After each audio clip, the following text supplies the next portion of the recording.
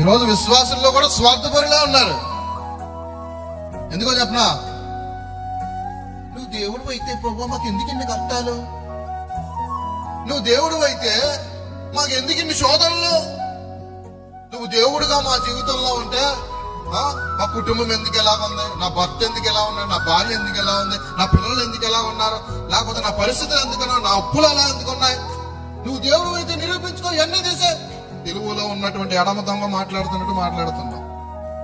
ఎడమ వైపు దొంగ కూడా ఇలాగే మాట్లాడాడు. ఏమన్నా తెలుసా, ఫస్ట్ నిన్ను రక్షించుకుని మమ్మల్ని రక్షించు, అప్పుడు నమ్ముతావు నువ్వు దేవుడు అని. నేను అంటాను, యేసు ప్రభు వారి సిలువలో కనుపరిచిన ఆ ప్రేమను చూడకుండా ఇంకా స్వార్థపూరితమైనటువంటి వాటి కోసం మనం అడుగుతున్నాం. చూసారా, you are still on the left side, come to the right side. నువ్వు ఇంకా ఎడమ చేతి వైపు ఉన్నావు, కుడి చేతి వైపుకి రా.